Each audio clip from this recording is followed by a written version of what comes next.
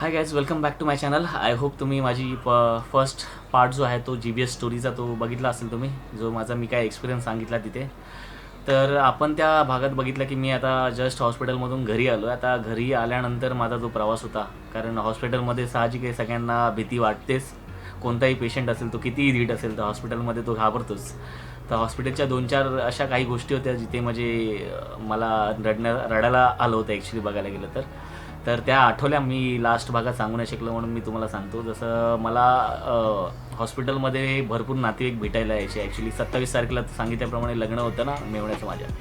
तर भरपूर नातेवाईक, माझे मंडळी सगळे भेटायला यायचे. मी खुशही व्हायचो आणि मला रडायला पण यायचं त्यावेळेस. तर दुसरी एक गोष्ट आहे जी पप्पा माझे, तुम्हाला जसं सांगितल्याप्रमाणे ते मूकबधीर आहेत, त्यांना ऐकता बोलता येत नाही. तर ते यायचे आणि माझ्याशी बोलायला प्रयत्न करायचे. पण मला कसं, आता मला त्यांच्याशी बोलायला प्रॉब्लेम व्हायचा, कारण मला हातवारे करायला येत नव्हते, म्हणजे साईन लँग्वेज त्यांच्याशी बोलायला येत नव्हतं. तर तिथे मला एक खूप रडायला आलं होतं, कारण पप्पांशी बोलताना मला स्वतःहून काय बोलताच येत नाही आणि ते माझ्याशी येऊन बोलत होते. फक्त मी मान थोडासा हलवायचो, थोडंसं असं करायचो. पण मी सांगायचो की मला असं सांगायचं होतं की मी ठीक आहे करून, तुम्ही घाबरू नका, बाकी काय काय आता. तर ह्या 2-3 गोष्टी होत्या. एक तिसरी गोष्ट होती की मी जेव्हा जनरल वॉर्डमध्ये ट्रान्सफर झालो होतो, तेव्हा मला त्यांनी त्यांनी म्हणजे बसायला मदत केली होती फिजिओथेरपिस्टने, आणि त्यांनी उभाही केलं होतं. त्यावेळी माझी बायको पण माझ्यासोबत होती. तर तेव्हा एकदा मला रडायला आलं की मी आता रिकवर होईल थोड्या दिवसात. पण कसं आहे, आपल्याला माहितीच नसतं ना की आपल्या पुढे काय वाढलेलं असतं. तर आपण आता पुढे बघूया की घरी आल्यानंतर मला काय काय फेस करायला लागलं होतं. आता तर घरी आल्यानंतर हॉस्पिटलमध्ये असताना तर नर्सेस वगैरे होते, ते सगळे मला बाकीच्या गोष्टी करायच्या होत्या. पण घरी आल्यानंतर माझ्या सगळ्या गोष्टी घरच्यांनाच करायच्या होत्या. म्हणजे माझं 2-2 तासाने म्हणजे आपण सरळ झोपलेलं असतो, दुसऱ्या एका अंगावरती आपण येतो ना, तसं मला एका अंगावरती करणं झालं. ती माझी बायको करायची, आई करायची, माझा भाऊ करायचा. मग मला बेडवरून उठवणं झालं. मला इथे खाज येते, डोळ्यांना, डोक्याला, कुठेही खाज येत असेल ते सांगणं झालं त्यांना. तर त्या छोट्या छोट्या गोष्टी त्या सगळ्यांना करायला लागायच्या होत्या त्या. तर दुसऱ्या दिवशी मग सुरू झाली माझी परत मध्ये यांची कसरत सुरू झाली, एक्सरसाइजेस. तर माझ्या घरात त्यावेळेस 1 फुटाचा, मला वाटतं 1 फूट ते 1.5 फुटाचा पलंग असेल, जो खूप खाली होता तो. तर तिथून मला उचलून बाहेरच्या हॉलमध्ये घेऊन जायचं होतं. तर भावाने मला उचललं. त्याने एक लोखंडी खुर्ची होती, माझ्यासाठी स्पेशली आणली होती, का तर ती माझ्या वजनासाठी ती व्यवस्थित असेल. प्लॅस्टिक खुर्ची कशी मला खेचता येणार नाही मला बाहेर घेऊन जाताना. तर लोखंडी खुर्चीमध्ये मला बसवून ते लोकं बाहेर खेचून घेऊन जायचे. आणि तिथं मग परत सगळे त्यांची जी मी जसं बोललो की त्यांची कसरत चालू असायची. माझा ब्रश घासणं असेल, माझं तोंड धुणे असेल, मला अंघोळ घालणं, नाश्ता भरवणं, या सगळ्या छोट्या छोट्या गोष्टी त्या लोकांनी सगळ्या माझ्या केल्या होत्या. तर मग तिथून नंतर मग दुपारी जेवण झाल्यानंतर मग फिजिओथेरपिस्ट यायची फोर्टीजमधून, जशी मला सजेस्ट केलेली. पण हे नवीन फिजिओथेरपिस्ट होते. फोर्टीजमध्ये जे हॉस्पिटलमध्ये असताना यायचे ते वेगळे असायचे. तर ते आल्यानंतर त्यांनी खूप काही चुकीचे एक्सरसाइजेस माझ्याकडून करून घेतले होते फोर्टीजचे. तर पहिली जी होती फिजिओथेरपिस्ट, ती माझी मसल्स एवढे वीक होते, तरी पण ती माझ्याकडून चुकीचे एक्सरसाइज, आता कॅट कॅमल तुम्हाला किती लोकांना माहिती असेल माहिती नाही, ते एक्सरसाइजेस कॅट कॅमल करून घ्यायची. तर तुम्ही विचार करा, मला हलता येत नाही, इथून तिथून हात उचलता येत नाही, माझे पाय उचलता येत नाही. तर ती मला उपडी करायची, म्हणजे बायको आणि भावाच्या मदतीने. तर उपडी करून दोघांना सांगायची माझे हात उभे करा, म्हणजे घोडा बनवा मला. तर घोडा बनवल्यानंतर मग कॅट कॅमल एक्सरसाइजेस, माझ्या शरीरात एक पॉईंट पॉवर पण नव्हती, तरी पण ती मला कॅट कॅमल एक्सरसाइज करून घ्यायची. तर आता ह्या आजाराबद्दल कोणालाच माहिती नसल्यामुळे कसं आहे, तर त्याच्यामुळे भरपूर काही माझा लॉसही झाला. कारण घरी आल्यानंतर माझा लेफ्ट हात थोडासा हलत होता, हालचाल करत होता. तर मग चुकीचे एक्सरसाइजेस ते पूर्ण झाले 1 महिन्यापर्यंत. आणि मग शेवटी जूनच्या एंडिंगला तिला जायचं होतं गावी. त्याच्यामुळे मग आम्ही सांगितलं की तुमच्या जागी कोण नवीन येत असेल तर तिला फिजिओथेरपिस्टला आणा आणि आम्हाला द्या, कारण एवढा दिवस आता रिकव्हरी जशी जशी सुरू होते तर ती परत कमी व्हायला नको, कारण अशा वेळी फिजिओथेरपिस्ट एक्सरसाइजची गरज असते. तर तिने पाठवली दुसरी फिजिओथेरपिस्ट, ती पण फोर्टीजमधली होती. तर ती स्पोर्ट्सवाली फिजिओथेरपिस्ट होती. स्पोर्ट्स म्हणजे याच्या कोट्यामधून काही फिजिओथेरपिस्ट कोर्स करतो त्याच्यामधली होती. तर तीही ॲक्च्युली चुकीचे एक्सरसाइजेस केले होते. हे दोन्ही पण फोर्टीचे जे होते ते लॅक ऑफ नॉलेजवाले होते दोघे पण. त्यांना काहीच एक्सपिरियन्स नव्हता, मला तरी वाटतं GBS पेशंट हँडल करायचा. त्यांनी मला ॲज अ पॅरालिसिस पेशंट म्हणून हँडल केलं, मला तरी असं वाटतं. तर मग ती जी सेकंडवाली होती ती माझ्याकडून चुकीचे एक्सरसाइजेस करायची. काय तर कॅट कॅमल तिने केलं नाही, पण ती जी करत होती ती माझे सगळे मसल्स होते ना असे स्ट्रेचिंग करायची. तर हे असे झाले. हा अंगठा स्ट्रेच करण्यात आलं, हा इकडचा म्हणजे हात स्ट्रेच करून अंगठा स्ट्रेच करण्यात आलं, तसाच पाय म्हणजे स्ट्रेट करून पाय स्ट्रेच करण्यात आलं. परत ॲक्च्युली सगळा मसल लॉस झालेला होता आणि नर्व पेन पण होता. या आजारात नर्व पेन पण असतो, आपल्या नसा ज्या आहेत ते दुखत असतात.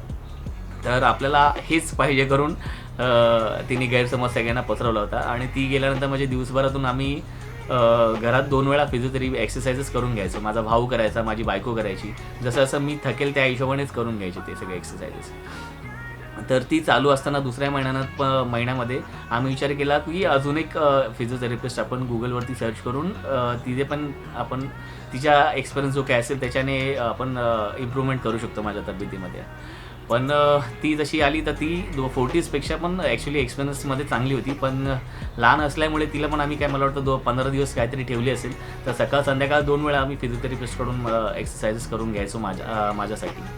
तर मग जसं गेले दिवस 2-3 महिने, 3 महिने मला वाटतं जूनपासून जुलैपर्यंत 2 महिने त्या 2 फिजिओथेरपिस्ट चालू होत्या आणि दुसरीवाली जी होती ती फक्त 15 दिवस होती, तिसरीवाली. तर ह्याच्यानंतर मग मला ॲक्च्युली विदिन 2 महिन्यामध्ये फर्स्ट मंथमध्येच रिलॅप्स आलेला. माझी जी काही मुवमेंट होती ती परत बंद झाली होती. हात उचलणं झालं इकडे तिकडे, तर परत बंद झाली चुकीच्या एक्सरसाइजेसमुळे. तर मग आता 3 महिन्यानंतर आम्ही विचार केला की दुसऱ्या काही अजून वे ऑफ रिकव्हरी असेल तर ते पण ट्राय करू. तर मी बायकोला सांगितलं की Googleवरती सर्च कर, आजाराचा पण सर्च कर आणि फिजिओथेरपीसाठी म्हणजे अजून काही वे ऑफ रिकव्हरी असेल त्यासाठी पण सर्च कर. तर मग आम्ही इलेक्ट्रिक ॲक्युपंक्चर करून जे कल्याण वेस्टला एक प्रशांत सावंत होते, तर ते 20 वर्षापासून सर्व्हिस करत होते कल्याणमध्ये. तर त्यांना बोलवलं, त्यांनी मग सुरू केलं 15-15, 20 मिनटं रोज येऊन मला इलेक्ट्रिक ॲक्युपंक्चर स्टार्ट केलं त्यांनी. आणि त्यांच्याकडेच अक्षय जाधव करून एक मुलगा होता जो मसाज थेरपी द्यायचा मला, म्हणजे हलक्या हाताने फक्त जे पॉईंट्स असतात ना ॲक्युपंक्चरचे तिथेच मला तो मसाज करून एकदम हलक्या हाताने मसाज करायचा. तो वीकली 2दा किंवा 3दा यायचा तो. तर हे स्टार्ट केल्यानंतर मग आम्ही प्रशांत सावंतलाच विचारलं की तुमच्या रेफरन्समध्ये कोण चांगला फिजिओथेरपिस्ट आहे का, कारण ह्यांनी सगळे आता चुकीच्या एक्सरसाइजेस करून माझा पूर्ण मसल डॅमेज केलेला होता. माझ्या शरीरात पॉवर नसतानाही त्यांनी माझी चुकीचे एक्सरसाइजेस केलेले होते, जबरदस्ती करून घ्यायचे, मसल स्ट्रेचिंग करण्यात आलं. आता जसे स्पोर्ट्समध्ये क्रॅम्प वगैरे येतात तसे क्रॅम्प मला पण येत होते. मग ते क्रॅम्प्स असतानाही ते लोक स्ट्रेचिंग करून घ्यायचे. ते स्पोर्ट्सवाले लोकांना ठीक आहे की त्यांची क्रॅम्प्स असतात, त्यांचे मसल्स नॉर्मल्स असतात, त्यांची पॉवरही नॉर्मल असते. माझ्या शरीराची पॉवर काहीच नव्हती. माझ्याकडे मसल लॉस झालेला होता. माझी सगळं खांद्याची हाडं, इकडे हाडं, गालाची हाडं, सगळी हाडं दिसत होती. मी बारीक झालो होतो पूर्ण. तर त्यावेळेस स्ट्रेचिंग करून घेणं एक फार चुकीचं होतं. हे नंतर ॲक्च्युली मला कळालं. तर प्रशांत सावंतने आम्हाला चिंतन पुजारा डॉक्टर चिंतन पुजारा करून दिला, जो रामबागेत त्याचं क्लिनिक होतं. तर तो एकदम प्रोफेशनल होता. त्याने GBS पेशंट हँडल पण केलेले होते आणि त्याच्याकडे खूप नॉलेज होतं या GBS पेशंटचं. तर त्याने जवळजवळ सुरुवात केली काहीतरी सप्टेंबर 2017ला. तर त्याने जशी अशी सुरुवात केली, तो छोट्या गोष्टीचं मला इन्फॉर्मेशन द्यायचा की तुला काय करायचं आहे, आता तू कुठल्या स्टेजला आहे, तुझी पॉवर किती झाली आणि किती अजून बाकी आहे. तर ह्या सगळ्या गोष्टी त्याने मला गाईड केल्या, प्रत्येक छोट्या सायंटिफिकली आणि प्रॅक्टिकली पण त्याने सगळं सांगितलं. कारण मी सगळ्या गोष्टी विसरलेलो होतो. आता तुम्हीच विचार करा, 4-5 महिने माणूस काहीच करत नाही, छोटी हालचाल नाही करत आहे, तो त्याला कसं काय सगळं आठवेल की काय, आणि त्याचे सिग्नलच बंद झालेले डोक्यामधून, ब्रेनमधून, तर तो काय विचार करेल, म्हणजे आपल्याला अंग कसं हलवायचं आहे कसं नाही. आणि ते मग त्याच्यामुळे विसरल्यामुळे तो मला बारीक गोष्टी सगळ्या सांगायच्या. ह्याच्यामध्ये काही चमत्कार नसतो की लगेच अचानकमध्ये रिकव्हरी येईल तुमची. तर ही सगळी मला म्हणजे प्रॅक्टिकली बोलायला गेलं की हा तुमचा एक दुसरा जन्म असतो. तुमचे सगळे मसल्स आणि बॉडीचे सगळे पार्ट्स आहेत ते डेड झाले, तर त्यांना परत तुम्हाला ॲक्टिवेट करायचे. तर ह्या सगळ्या गोष्टीमधून मी बाहेर पडलो. त्यांनी मला एकदम परफेक्टली करेक्टली मला गाईड केलं. त्याच्यात ॲक्च्युली एक्सपिरियन्समुळे मी भरपूर काही रिकवर होऊ शकलो. तर त्याने छोट्या गोष्टी मला सांगितल्या. म्हणजे एक जिम बॉल झालं, म्हणजे त्याने एक्सरसाइज करून घेतल्याच माझ्या सगळ्या छोट्या येऊन हात वरती उचलणं झालं. म्हणजे बेसिक्स तो करून घ्यायचा त्यावेळेस, कारण त्याला माहिती मसल्स लॉस होत आहे, त्या माझ्या मसल्स डॅमेज होतात, प्रोटीन लॉस होतो, त्याच्यामुळे अंगामध्ये काहीच ताकद नसते. तर त्याने पण फूड पण सांगितलं की चांगलं प्रोटीनवालं फूड खात जा, विटॅमिन्सवालं फूड खात जा, जेणेकरून ताकद राहील अंगामध्ये. तर मी 2-2 तासाला 3-3 तासाला खायचो त्या सगळ्या गोष्टी. तर मग त्याचे छोट्या एक्सरसाइजेस नंतर हळूहळू त्याने चांगलं गाईड केलं. मला जिम बॉल आणायला सांगितलं. जिम बॉलवरती माझे कोर मसल एक्सरसाइजेस करायचा तो. माझी जे आपण हे बसणं झालं पोश्चर आपला जो असतो ना बसायचा ताट असा, ताड बसण्यामध्ये कुठले मसल्स आपले यूज होतात. तर त्यावेळी म्हणजे त्याने जसं गाईड केलं, आपले पोटाचे मसल्स पण आपण यूज करतो ताड बसण्यामध्ये. आपल्या पाठचे बॅक, लोअर बॅक असेल, मिडल बॅक असेल, शोल्डर असेल, आपण असं यूज करतो ते बसण्यासाठी. तर त्याने छोट्या छोट्या गोष्टी मला सांगितल्या. तर तिथून मग परत मला लेग एक्सटेन्शन झालं. बसून माझे पाय मला उभा राहून बॉलला किक करणं झालं. जो जिम बॉल आणलेला होता माझ्यासाठी त्याला किक करणं झालं. किक करायला शिकवायचा होता, फुटबॉलसारखा मारायला शिकवायचा. तो बॉल तुम्हाला आता माहिती असेल मोठा एवढा असतो, त्याला किक करणं झालं. माझ्या अंगावर फेकणं झालं, कॅच पकडायला झालं. तर थेराबँडही आणला होता. थेराबँड भरपूर लोकांना माहिती असेल जे योगा वगैरे करतात किंवा घरी कोर मसल एक्सरसाइज करतात. रेझिस्टंट बँड असतो तो माझ्या हाताला, त्याच्या हातात पकडून तो मला एका हाताने पुल कर असा किंवा पुश कर, परत हा पुल कर, पुश कर. लेगला लेग एक्सटेन्शन करून थेराबँड टाकायचा आणि ताकद लावायला सांगायचा. असा ताकद लाव, लेग एक्सटेन्शन कर बसून. नंतर भरपूर काही गोष्टी करून घेतल्या. मग हळूहळू मी वॉकरवरती चालायला लागलो होतो. तर वॉकरवर चालून मी पाय लॉकच करून चालायचो त्यावेळेस. तर पाय लॉक करून चालल्यानंतर मला थोडासा प्रेशर वगैरे यायचा गुडघ्यावरती. तर थोड्या इंटरव्हल्समध्ये मी चालायचो. त्याच्यानंतर मग बायकोचा सपोर्ट घेऊन, भावाला सपोर्ट घेऊन जाणं, भिंतीचा सपोर्ट घेऊन चालणं. तर थोड्या वेळामध्ये मी त्या प्रॅक्टिस करायचो. फिजिओथेरपीच चालूच होती, तर पण स्वतः पण इनिशिएटिव्ह घेणं या गोष्टीमध्ये खूप गरजेचं असतं. कारण तेवढंच व्यायाम करणार आणि त्याच्यानंतर काहीच तुम्ही हालचाल करणार नाही तर मग तुमच्या शरीराला ते सूट नाही होणार. कारण स्वतः पण ह्या सगळ्या गोष्टींचा थोडा इनिशिएटिव्ह घेतला पाहिजे, तरच तुम्ही रिकवर व्हाल या गोष्टीमधून. मग हळूहळू जशी माझे व्हिज्युअल चेंजेस होते ते दिसल्यानंतर त्याने मला बिल्डिंगच्या पायऱ्या उतरण्यासाठी घेऊन गेला एक दिवस नोव्हेंबर महिन्यामध्येच. पण माझ्याकडे विकनेस खूपच असल्यामुळे माझी ताकद नव्हती. तर 2-3 हार्डली पायऱ्या उतरलो आणि परत वरती घेऊन गेलो. ते पण एका साईडला डॉक्टर चिंतन होता, एका साईडला माझा भाऊ होता. तर खांद्यावर हात टाकून त्यांनी मला घेऊन गेलं होतं. तर ते नसल्यामुळे त्यांनी सांगितलं, आपण आता नको बिल्डिंगच्या पायऱ्या उतरचढ करायला, तर तू आता सध्या मग क्रचेस घे. क्रचेस घेतल्यामुळे माझा कसा मी हाताने सपोर्ट घेईल त्या क्रचेसचा आणि ताकद लावू शकेल. तर त्याने सगळ्या गोष्टी शिकवल्या. क्रचेस कशी वापरायचे ते पण शिकवले. कारण आपल्याकडे काही ताकद नसतानाही ते क्रचेसला कसे हँडल करायचे असतं, आपण पडू शकतो चालताना, ते सगळं तो सांगत होता. तर पाय लॉक करूनच चालायचो. तर डिसेंबर महिन्यात मी पहिल्यांदा घराच्या बाहेर पडलो, म्हणजे 6 महिन्यानंतर जवळजवळ. तर सगळं आता क्वारंटाईन पिरियड झाले, त्याच्यामुळे मला जस्ट आठवलं. तर आपण घरात बसून 21 दिवस काही करू शकतो. कॅरम खेळणं झालं, लुडो खेळणं झालं. लुडो तर आजकाल ऑनलाईन पण खेळू शकतो. तर मी पण खेळतो आता सध्या भरपूर माझ्या मित्रांमध्ये, नातेवाईकांमध्ये. खूप मजा येते, तेही तुम्ही खेळू शकता. ॲनिमल प्लॅनेट, डिस्कवरी आहे, डिस्कवरी लाईफ सायन्स आहे, भरपूर चॅनल्स आहे, तुम्ही बघू शकता. यूट्यूब व्हिडिओज आहेत. मी यूट्यूब व्हिडिओ तेव्हापासूनच ॲक्च्युली बघायला लागलो. मला फक्त म्युझिक आणि मूवीज या 2 गोष्टींबद्दलच माहिती होता. यूट्यूब यासाठी वापरला जातो. पण त्यावेळेस मी मुंबईकर निखिल करून, तुम्हाला कोणाला माहिती असेल, बाईक लवर असाल तर तुम्ही, लॉंग राईड्स करायचा तो त्यावेळेस. आताही करतो मध्ये मध्ये, पण आता तो लाईफस्टाईल ब्लॉगर आहे फक्त. त्याच्यानंतर जीवन कदम आहे जो डोंबिवलीचा आहे. तर तो पण 2016पासून त्याने 2015 का 16पासून त्याने चॅनल सुरू केला आहे. तो किल्लेगड असे आपले जे आहेत महाराष्ट्रातले ते तिकडे फिरत असतो. इकडच्या तिकडच्या तो ट्रिप्स काढून मराठीमध्ये तो ब्लॉग बनवतो. त्याचा एक झाला. अजून भरपूर काही जे नंतर माहिती पडलं. पण ह्या 2 चॅनलला मी त्यावेळेस सबस्क्राईब केले होते. तर 10,000च्या आतमध्ये जीवनचा चॅनल सबस्क्राईब केलेला आणि निखिलचा चॅनल मी 20,000च्या आतमध्ये सबस्क्राईब केलेला. तर आज त्यांचे सबस्क्रायबर लाखोमध्ये आहेत. तर म्हणजे तुम्ही तुमच्या आवडीनुसार काही ह्या छोट्या गोष्टी करू शकता मध्ये ह्या क्वारंटाईन पिरियडमध्ये. तर मलाही करायचं होतं, पण मी आता जस्ट स्टार्ट केलं. हे तुम्हाला सांगतोय की तुम्ही करू शकता प्लॅन करून सगळं व्यवस्थित. तर फक्त करा, बाकी काही गोष्टीचा विचार करू नका की लोक काय म्हणतील आणि काय नाही. लोक बोलायलाच बसलेले असतात. ते कधी तुम्हाला समोरून तुमची स्तुती किंवा तुमचं प्रशंसा करणारच नाही समोरून. तर तुम्ही ह्या गोष्टी सगळ्या विसरून द्या. तर क्वारंटाईन पिरियडला चांगलं घालवा. तर परत आपण माझ्या आजाराकडे थोडासा डायव्हर्ट झालो होतो. क्वारंटाईन पिरियड चालू आहे सगळ्यांचं. तर मग मी पहिलं लग्न अटेंड केलं माझ्या मेवणीचं, स्नेहाचं, डिसेंबर महिन्यामध्ये. तर 6 महिन्यानंतर मी घराच्या बाहेर पडलेलो. तर घरात राहून बाहेरच्या कार्बन डायऑक्साईडची सवय नव्हती. तर बाहेर गेल्यावरती मला खूप एकदम घाण वाटलं होतं. हवा एकदम शुद्ध वाटत नव्हती. घरात राहून जे मला फ्रेश एअर वगैरे सगळं भेटायचं 4 भिंतीमध्ये असं बंद करून, तर ते एक फिलिंग म्हणजे तुम्हाला सांगतो असं झालं होतं माझं. तर त्याच्यानंतर मग क्रचेसने चालत राहायचं, रोज चालून प्रॅक्टिस करायला लागलो मी. कारण स्वतः इनिशिएटिव्ह केलं नाही तर काहीच तुम्हाला रिकव्हरी भेटणार नाही. स्वतः केलंच पाहिजे कुठलीही गोष्ट. त्याच्यानंतर जानेवारी महिन्यामध्ये आशिषचं लग्न होतं. तर आशिषच्या लग्नाच्या अगोदर मला जे कल्याणला लग्नाला गेलं होतं, तर आशिषने मला 4 माळ्यावरून एकटा त्याने खाली नेलेला आणि एकटा वरती आणलं होतं परत. आणि परत इथे जे लग्न होतं पहिल्या माळ्यावरती, तिथे पण त्याने मला एकटा आलं होतं. आणि त्याच्या अगोदर बायकोच्या घरी गणपती बसतो तर त्या गणपतीलाही त्याने सप्टेंबर महिन्यामध्ये जेव्हा माझी हालचाल कमी होती तेव्हा त्याने एकट्यानेच उचलून मला खाली नेलं होतं. का तर लोकांमध्ये थोडासा बोलचाल होईल, तर एनर्जाईज माणूस होता सगळ्यांशी बोलून वगैरे. तर ही लोकं जी माझी साडू मेहुणे आहेत ते मला मित्रांसारखेच आहेत, ते फॅमिली कम्स फ्रेंड्स आहेत माझे. तर मला त्यांच्याशी भेटायला पण आवडायचं. मग तो मला घेऊन गेला होता या सगळ्या गोष्टीसाठी. तर मला बाहेर पडावंसं वाटत होतं, पण कसं आता कोण रिस्क घेणार, माणूस एवढा वीक आहे, त्याची रिस्क कोणी घेऊ शकेल यासाठी भरपूर लोक विचार करत असेल. त्यामुळे काय आशिषने त्यावेळेस ती रिस्क घेतलेली. तर मला गणपतीसाठी पण घेऊन गेला आणि लग्नासाठी पण घेऊन गेला.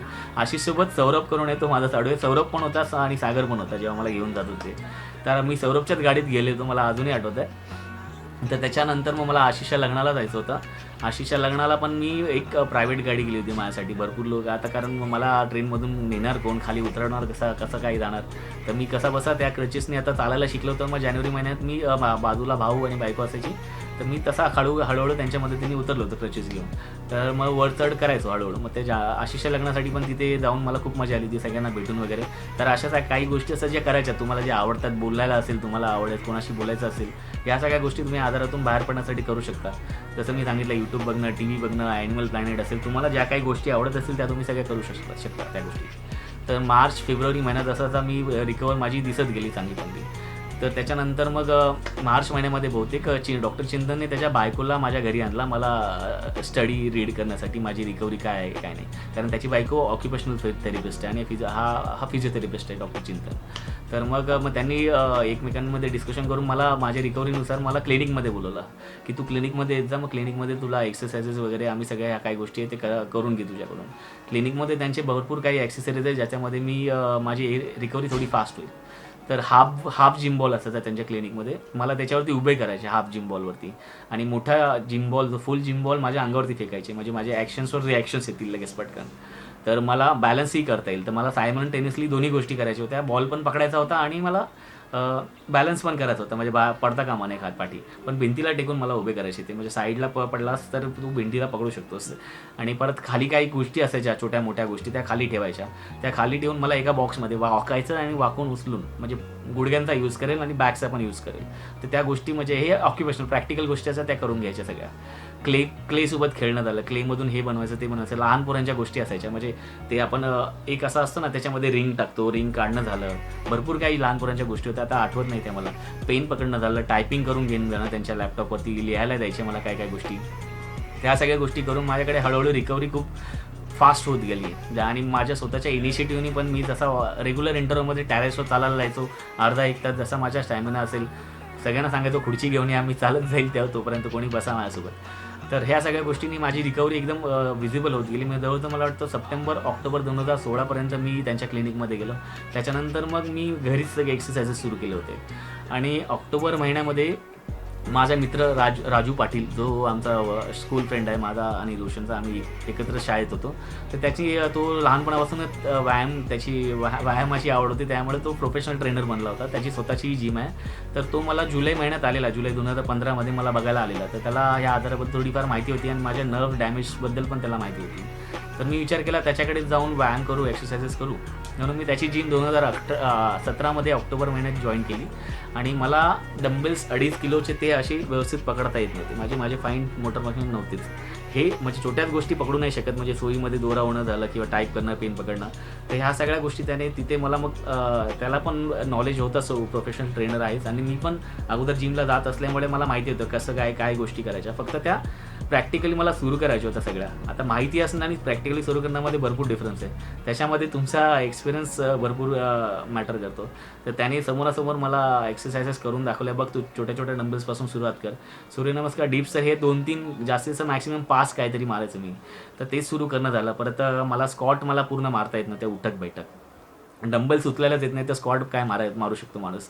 तर लेग एक्सटेन्शन समोर उभं राहून, म्हणजे फ्रंट लेग राईज होता, परत बॅकला लेग राईज होता, साईडला मी पाय असा, ते करून छोट्या छोट्या गोष्टी एक्सरसाइजेस करून घेतल्या त्याने माझ्याकडून. मग जवळजवळ मी खांब्याला पकडून आणि पाठीमागे स्टूल ठेवायचो छोटासा, तर त्या खांब्याला पकडून हाफ स्कॉट मारायचो. नंतर हळूहळू 2.5 किलोच्या डंबेल्सपासून मी 15 किलोच्या डंबेल्सपर्यंत गेलो. हे झालं माझ्या 4 महिन्यामध्ये माझी रिकव्हरी आली, जसं मी रेग्युलर एक्सरसाइज करायला लागलो. तर मग त्याच्यामध्ये भरपूर काही रिकव्हरी आली. मग लेग एक्सटेन्शन पण मी करायला लागलो. लेग एक्सटेन्शन 2.5 किलोवरून काहीतरी 10 किलोवरती आलो. तर लेग एक्सटेन्शन झालं, लेग प्रेस झालं, जे मशीन्स असतं आपण यूज करतो ना आता आपल्या थाईजसाठी एक्सरसाइजसाठी. तर मला ह्या सगळ्या गोष्टीहून मला थोडा कॉन्फिडन्स वाढत गेला, की आता मी भरपूर काही गोष्टी करू शकेल आणि 100% रिकवर होईल करून. पण तुमचं ह्याच्यापाठी मेहनत खूप लागते, प्रॅक्टिस रोज करावी लागते या गोष्टीला.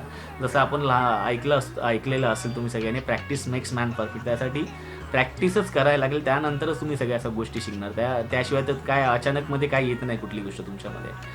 तर मग 2.5 किलोचा डंबेल्सपासून ते मी 15 किलोचा डंबेल्स एवढा हा प्रवास केला. म्हणजे माझ्याकडे डंबेल्स मी ना असा वाकडा तिकडा पकडायचो, कारण हे जे आहे ना ते डॅमेज केलेले होते, जसं ते बोललो 40च्या फिजिओथेरपिस्टने. तर त्यात तो मी फर्म पकडायला लागलो, एकदम फर्मली पकडायला लागलो असा. तर 15 किलोपर्यंत मी व्यवस्थित पकडायचो. त्याच्यानंतर मग जसं दिवाळीमध्ये म्हणजे हे सगळं करण्याच्या 15 किलोचा डंबेल्स पकडण्याच्या अगोदर दिवाळीमध्ये मी विचार केला, की आता आपण म्हणजे मुवमेंट करतो आहे, पाय लॉक करून थोडासा कमी चालतो आहे, तर आपण आता जॉबसाठी ट्राय करू. तर आता जवळजवळ 1.5 वर्ष झालेले होते. तर 1.5 वर्षानंतर परत जॉब्स ट्राय करणं आणि हा मेडिकलचा गॅप आहे. तर मी बोललं आत्तापासून ट्राय केलं तर ॲटलिस्ट मार्च महिन्यानंतर नवीन फायनान्शियल इयर तरीपर्यंत मला जॉब भेटेल. तर मी ट्राय करत होतो. तर करता मला भरपूर लोकांनी तेच प्रश्न विचारले आणि त्यांना क्युरिओसिटी होती GBSबद्दल, GBS काय आहे काय नाही. पण कोणीच मला हायर केलं नाही तोपर्यंत. तर मी बोललो, कारण प्रयत्न तर करायचे होते म्हणून मी अगोदरपासून प्रयत्न सुरू केले. तर ऑलमोस्ट मला वाटतं डिसेंबर-जानेवारीमध्ये मी एका ठिकाणी हायर पण झालो असतो. 4 स्टेज झाले होते माझे इंटरव्ह्यूचे, पण त्यांनी सांगू करून त्यांनी पेंडिंग ठेवलं आणि माहिती नाही. नंतर मग त्यांनी सांगितलं की तुम्ही सिलेक्ट नाही झालात, कारण ऑलमोस्ट पॅकेज फक्त त्यांनी CTC सांगण्यासाठी त्यांना फोन करायचा होता. फोन करून सांगितलं की तुम्ही सिलेक्ट झालात आणि CTC तुम्हाला आता 2-3 दिवसामध्ये कळेल. पण ते 2-3 दिवसाचे 15 दिवस झाले तरी त्यांचा काय पत्ता नव्हता. म्हणून मग तिथेही पण होप सोडला. म्हटलं आपण फक्त प्रयत्न करते, जेव्हा येईल तेव्हा येईल. आपण आता सध्या आपली हेल्थवरती कॉन्सन्ट्रेट करूया. तर मग ते करता मग नंतर फेब्रुवारी महिना जसा आला, तर फेब्रुवारी महिन्यामध्ये मला कळालं की मी परत एकदा बाबा बनणार आहे. तर सोनीकडूनही मला न्यूज कळाली. ॲक्च्युली आमचाही काही प्लॅन नव्हता या गोष्टी, कारण मी जस्ट आता माझ्या आधारातून बाहेर पडतो आहे आणि या गोष्टीमध्ये आपल्याला भरपूर काय वेळ द्यावा लागतो, पैसा असतो. त्यात मी जॉबलाही नव्हतो. मी प्रयत्न करत होतो जॉबला लागण्यासाठी. तरी ती जॉबला जायची, त्याच्यामुळे थोडासा असिस्टन्स होता माझ्याकडे. जसा आता तुम्ही बघितला की 2 वेळा फिजिओथेरपिस्ट केल्या, ॲक्युपंक्चर केला, मसाज थेरपी केला. आता भरपूर माझ्या फॅमिलीने माझ्यासाठी भरपूर काही खर्च केलेला होता. तर आता हाही खर्च मला त्यांच्यावरती थोपायचा नव्हता. त्यासाठी भरपूर काही प्रयत्न केले मी. मग जॉब शेवटी मला लागला. माझे एक्सरसाइजेस तर जिमला जाणं वगैरे सगळं थांबून गेलं, कारण ही गोष्ट सडनली समोर आली, गुड न्यूज. तर ही अशी गोष्ट गुड न्यूज अनप्लॅन असते, ती त्याच्यामध्ये वेगळाच आनंद असतो. पण मी आता पहिला तुमच्यासोबत माहिती नसेल, पहिली जी माझी मुलगी होती ती नाही राहिली. त्यासाठी मग दुसरी गोष्ट आता ही सडनली आली होती. पहिली मुलगी जी होती ती प्लॅन करून होती, पण ती ॲक्च्युली आम्हाला सोडून गेली. त्याच्यामुळे आपल्या दुसऱ्या गोष्टीला दुसरी आता आमचं सारा जी आहे ती, आता ती यावेळेस सारा सगळ्यांना माहितीच आहे. तर तिला आम्हाला आता आणायचीच होती. अशी एकदम सरप्रायझिंगली आलेली आणि माझ्या रिकव्हरीनंतर ती राहिली होती. ती पण प्लॅन नव्हती. त्याच्यामुळे मग मी विचार केला की आपल्याला हिला आता म्हणजे बाळाला जन्म द्यायचा आहे, त्यासाठी मग बाकीच्या गोष्टी सगळ्या काय करू. तर म्हणजे सिच्युएशन कुठलीही आली तरी तुम्ही बाहेर पडू शकता, मला हे सांगायचं आहे. असा हा माझा प्रवास होता. आता तुम्हाला बघा किती महिन्याचा होता तो प्रवास. मे 2015 ते 2017 मार्च महिन्यापर्यंत मी जिमला गेलेलो. त्याच्यानंतर मग जॉबला मी 100% म्हणजे लागलो की मला आता जॉब पाहिजे कोणत्याही परिस्थितीत. आणि मग नंतर जसा फर्स्ट प्रेग्नन्सीला थोडासा प्रॉब्लेममुळे मग सोनीला मी सांगितलं की थोडं तू आता जॉब सोडू शकते, कारण डॉक्टरनी पण सजेस्ट केलेलं होतं. थोडा प्रिशियस डिलिव्हरी आहे आता ही. फर्स्ट पण सीझर झालेली होती, सेकंड पण सीझरच होणार आहे सगळ्यांना, आता तुम्हाला माहितीच आहे.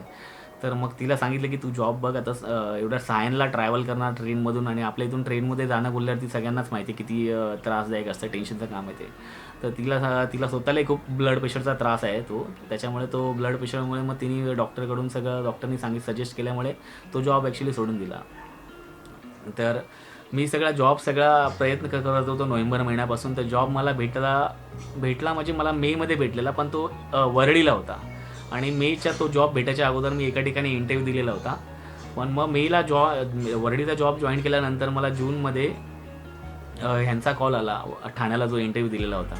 आणि मी वरळीचा प्रवास एवढा लांब करायचो, मला खूप भीती असायची ट्रेनमध्ये चढायला. ट्रेन तुम्हाला माहितीच आहे, बॅलन्स पूर्णपणे परफेक्ट नव्हताच माझा 100%. आत्ताही आहे 99% आहे. त्यावेळेस विचार करा मी 90-95% काहीतरी बॅलन्स असेल. ट्रेनमध्ये ट्रॅव्हल करायचो. माझा ग्रिपिंग पॉवर कमी होती. भले 15 किलोचा डंबेल्स पकडायचो, पण त्या गर्दीमधून जाणं, दादरला उतरणं, दादरमधून परत चढणं, ही सगळी भीतीदायक काम होती. तरी मग आपल्याला कसं एक आपल्याला उद्दिष्ट असतं, आपण त्यासाठी 100% झोपतो आणि आपण पूर्ण त्याच्यात सक्सेसफुल होतो. त्या सगळ्या गोष्टीतून बाहेर पडलो. तुमच्याकडे काही छोट्या छोट्या गोष्टी असतील टेन्शनच्या किंवा विचार करण्याच्या, ज्या तुम्ही करू नाही शकत. फक्त तुम्ही डेअरिंग करा आणि ठरवा की मी करू शकतो. त्या करू शकता तुम्ही गोष्टी.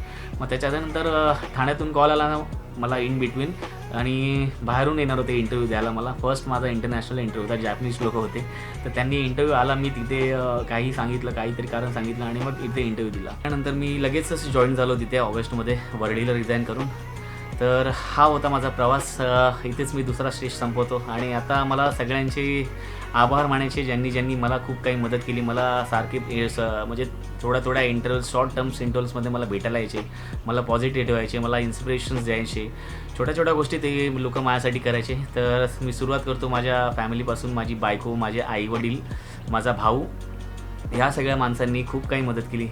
तर म्हणजे आता बायको झाली. बायको मला रात्री झोपेपासून एका अंगावरती करणं झालं, माझे पाय उचलणं झालं, पायाला उशांचा सपोर्ट लावणं झालं, इकडे खा झाली, तिथे खा झाली, मला हे कर, मला घाम पुस, ह्या सगळ्या गोष्टी झाल्या. माझे दात घासणं, माझे कपडे घातले.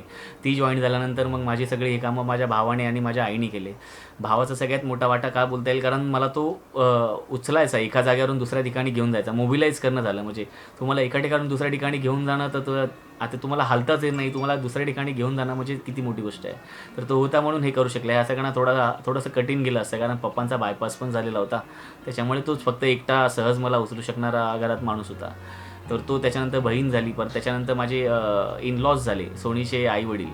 तर सोनीच्या आईची सगळ्यात मस्त जेवण बनवलं, तिची मच्छी आवडती. ती मच्छी एकदम मस्त करतात, कोकणी असल्यामुळे मस्त मच्छी करते. आमच्या घरात तर काय तिखट तर होतंच, आम्ही घाटी असल्यामुळे आमचं चिकन झालं, मटण झालं, हे तिखट मस्त सुक्कं आवडतंच. तर त्यांच्याकडून प्रत्येक वेळेस, सोनीच्या घराकडून प्रत्येक वेळेस मला मच्छी काही बनवली असेल तर मला प्रत्येक वेळी टेस्ट करायला यायची. व्हेजही त्यांचं काय आवडत असेल तर ते आवडीने मला पाठवायचे. त्याच्यानंतर माझी मेवणा सागर, त्याची बायको, मेवणीचा नवरा आकाश, या सगळ्या माणसांनी मला खूप काही मदत केली. ते रेग्युलर मला येऊन भेटून जायचे, मला पॉझिटिव्ह ठेवायचे, त्यांचं बोलायचं की तू रिकवर होशील वगैरे. त्या सगळ्या गोष्टी त्यांच्यामुळे होत्या. नंतर मग सगळ्यात आशिषही मला सारखा फोन करायचा. माझे मित्र झाले असतील, बंटी झाला माझा आणि सचिन कदम, हे दोघं माझे बेस्ट फ्रेंड आहेत. हे मला नेहमी भेटायला यायचे, फोनवर विचारपूस करायचे. त्याच्यामुळे मी थोडा पॉझिटिव्ह असायचो की आपण या सगळ्या गोष्टीतून बाहेर पडूच. तर सगळे माझ्यासोबतच होते. त्याच्यानंतर झाले माझे शाळेतले मित्र, ज्यांनी सरप्रायझिंगली माझा बर्थडे सेलिब्रेट करण्यासाठी केक घेऊन माझ्या घरी आलेले होते. मला काहीच याची आयडिया नव्हती आणि ते केक घेऊन सेलिब्रेट करण्यासाठी घरी आले होते. तर त्याच्यामध्ये विनोद पाटील होता, प्रमोद केळुसकर होता, वैभव कदम होता, नरसिंग होता, सचिन फनसे होता. हे लोक असे, कैलास वडेकर होता. हे लोक अचानकमध्ये असे केक घेऊन सेलिब्रेट करायला मला आले होते घरी बर्थडेसाठी. 2015ला जेव्हा मी फक्त जस्ट रिकवर होतो, तो सुरुवात झाली होती माझ्या रिकव्हरीची. याच्यानंतर फायनान्शियली जो मोस्ट इम्पॉर्टंट सपोर्ट असतो आजारामध्ये, कोणत्याही मोठ्या आजारामध्ये, तर मेडिक्लेम होताच. त्याच्यानंतर घरातून तर सपोर्ट होतात. घराच्या नंतर मग सपोर्ट केला माझ्या सासऱ्यांनी सगळ्यात मोठा. त्याच्यानंतर माझे काका, माझी मेवणी, माझा मेवणा आशिष शिंदे, मेवणी म्हणजे राणी, आकाश, ह्याच्यात सगळे माणसं येतात. सागर, माझी सोनीचा मामा पण आहे ह्याच्यामध्ये. हे सगळे म्हणजे माझे रिलेटिव्स, ज्यांनी मदत केली, पुढे आले ते मदत करण्यासाठी. कारण अशा वेळी गरज लागते. माझ्या हॉस्पिटलचा खर्च झालेला ₹6.5 जवळ. त्याच्यानंतर रेग्युलर जी गरज होती ती पण त्यासाठी गरज असतेच पैशाची. माझी फिजिओथेरपिस्ट 2 वेळा चालायची. त्याच्यानंतर ॲक्युपंक्चर होता, मसाज थेरपिस्ट होता, असं भरपूर काही गोष्टी होत्या. त्या सगळ्या चालायच्या. त्यासाठी रोज अंडी खाणे असणं, डाएट करणं, म्हणजे प्रोटीन डाएट खाणं, ह्या सगळ्या गोष्टी होत्या. त्यासाठी लागतोच पैसा. तर ह्या सगळ्या ओळखीच्या माणसांनी मदत केली. त्याच्यानंतर अनोळखी माणसं, जी आपण एक्सपेक्ट नाही करत, त्यांनीही मदत केली. सोनीच्या जो ऑफिस आहे, सोनीची कंपनी होती स्टार इंडिया लॉजिस्टिक, त्याचं कंपनीचं नाव मुद्दामूनच मी सांगतो तुम्हाला, कारण तिथून अनएक्सपेक्टेड अशी मदत आली. त्यांचा डायरेक्टर जो आहे शशिकांत माळी, त्यांनी स्वतःहून पुढाकार देऊन मदत केली, जी कॅशमध्ये केली. त्याच्यानंतर त्यांची सोनीच्या ऑफिसमधले इतर माणसं असतील, संतोष राणे झाले, सुनील राघव झाले, नंतर मग शीला नाईक, त्यांची सोनीची मॅनेजर, त्याच्यानंतर सोनीचे इतर स्टाफ, आता सगळ्यांचीच नावं मला काही घेता येणार नाही. भरपूर अशी माणसं आहेत त्यांच्या ऑफिसमध्ये. त्यांनी प्रत्येकाने कॉन्ट्रीब्यूट केला आणि त्यांच्या ऑफिसमधून 2-3 जणं मला हॉस्पिटलमध्ये भेटायला आले होते मला बघण्यासाठी, आणि तिथेच त्यांनी कॅश सगळी सोनीला दिली होती. म्हणजे तुम्ही विचार नाही करू शकत. माणसाला माणुसकी दाखवायची असेल तर कुठल्याही सिच्युएशनमध्ये दाखवू शकतो, फक्त त्याची इच्छा असली पाहिजे. तर ह्या अनोळखी लोकांचं पण मी आभार मानतो की त्यांनी माझ्या वाईट वाईट परिस्थितीमध्ये ते लोक माझ्यासोबत उभे राहिले. तर फक्त फायनान्शियलीच नाही, म्युच्युअल पण गरज लागते सगळ्यांची. तर ह्या सगळ्या लोकांनी मला खूप काही सपोर्ट दिला, मला पॉझिटिव्ह ठेवलं. त्यांनी त्यांच्या परीने जी काही मदत आहे ती करता येईल ती त्यांनी केली. माझे काका काकी झाले, मावशी झाली, सोनीची मावशी झाली, सोनीचा मामा झाला, माझा मामा झाला, भरपूर लोकांनी काही मदत दिली. तर मी सगळ्यांचे त्यासाठी आभार मानतो आणि मी व्हिडिओ इथे संपवतो. आणि संपता माझा जो शेवटचा मेसेज आहे तो तुमच्या सगळ्यांना सांगतो. एकमेकांची काळजी घेतली तरच तुम्ही एकमेकांसोबत राहाल. तर प्लीज एकमेकांची काळजी घ्या. अशा वाईट परिस्थितीमध्ये असेल किंवा चांगली परिस्थिती असेल, तुम्ही काळजी घेणं खूप इम्पॉर्टंट आहे. आणि सगळ्यात मोस्ट इम्पॉर्टंट, स्टे पॉझिटिव्ह. सकारात्मक राहाल तरच तुम्ही पुढच्या काही गोष्टी त्या करू शकाल. तोपर्यंत भेटू आपण आता पुढच्या व्हिडिओमध्ये. Bye bye. मला एक गोष्ट सांगायची राहून गेली. जसं तुम्हाला सगळ्यांना माहिती आहे, आता मी इंटरनॅशनल लायसन्स आहे फाउंडेशनचा. GPS आणि CID पेशंट्सला म्युच्युअली आणि त्यांना मेंटली हेल्प करतो, त्यांना फोन करून. तर एक मेसेज राहिला तो सांगायचा की जर तुम्हाला कोणाला आता इन फ्युचरमध्ये कधी कळालं की GPS पेशंट्स असा आहे ऑल ओव्हर इंडिया कुठेही, तर तुम्ही मला कॉन्टॅक्ट करू शकता या व्हिडिओच्या मार्फत. आणि जर ही व्हिडिओ आवडली असेल तर प्लीज लाईक करा, शेअर करा, कमेंट करा. तुमच्या काय असतील प्रतिक्रिया त्या मला कळवा. आणि सर्वात जास्त इम्पॉर्टंट आहे की ज्या गरजू व्यक्ती आहेत त्यांच्यापर्यंत पोचवा, जेणेकरून त्यांना पण समजेल की आपण या आजारातून रिकवर होऊ शकतो. हेच एक मला सांगायचं होतं. तर भेटूया आपण पुढच्या व्हिडिओमध्ये. तोपर्यंत घ्या एकमेकांची काळजी आणि स्टे पॉझिटिव्ह. Bye bye.